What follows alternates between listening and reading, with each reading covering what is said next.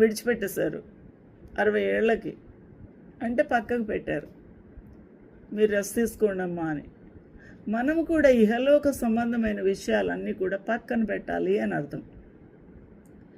స్వస్థ బుద్ధి కలవారు అంటే ఏంటి?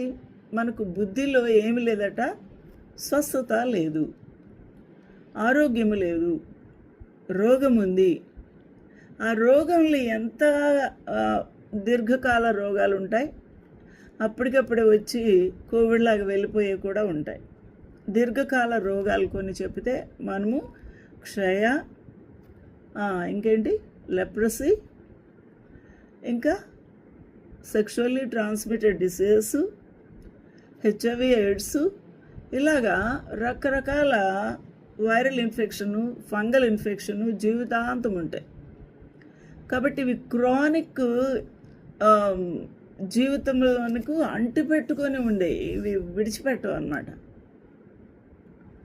స్వస్థ బుద్ధి లేకపోతే ఇలాంటివి అంటిపెట్టుకొని ఉంటాయి మనకు. స్వస్థ బుద్ధి కావాలి. మన జీవితంలో మన ఆలోచన ఫ్రెష్గా ఉండాలి. మన ఆలోచన ఒకరికి స్టిమ్యులేట్ చేసేదిగా ఉండాలి, ఒకరిని ఇన్స్పైర్ చేసేదిగా ఉండాలి, ఒకరిని ఉత్తేజపరిచేదిగా ఉండాలి, ఒకరిని బలవంతులుగా చేసేదిగా ఉండాలి, ఒకరిని ధైర్యము చేకూర్చేదిగా, ఆదరణగా ఉండాలి. కానీ కలుషితమైన హృదయంతో, కలుషితమైన మనస్సు, ఆలోచనతో మనము మరి స్వస్థ బుద్ధి లేని వారంగా ఉంటే మన బ్రతుకు ఎలా ఉంటుంది అన్నమాట? చెదలాగా ఉంటుంది.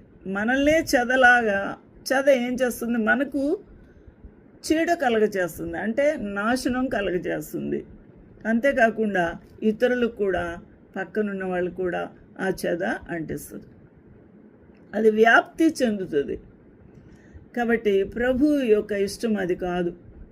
నువ్వు స్వస్థ బుద్ధి కలిగి ఫ్రెష్గా, ఎనర్జెటిక్గా, స్ట్రాంగ్గా, చాలా చక్కగా ఉండాలి అని ప్రభు కోరుకుంటూ ఉన్నాడు. విశ్వాస, ప్రేమ, సహనములందు 3 కలిపేసి చెప్తున్నాడు. విశ్వాసము, ప్రేమ, సహనము. విశ్వాసం అనేది దేనికి సంబంధించిందంటే, శరీర సంబంధమైన విశ్వాసం గురించి మాట్లాడితే, అది విశ్వాసం అనే మాటను ఈ శరీర లేకపోతే కుటుంబ జీవితాల్లో సాధారణంగా మాట వాడం. విశ్వాసం అనే మాట కుటుంబ జీవితంలో ఎప్పుడో మాట్లాడతాం.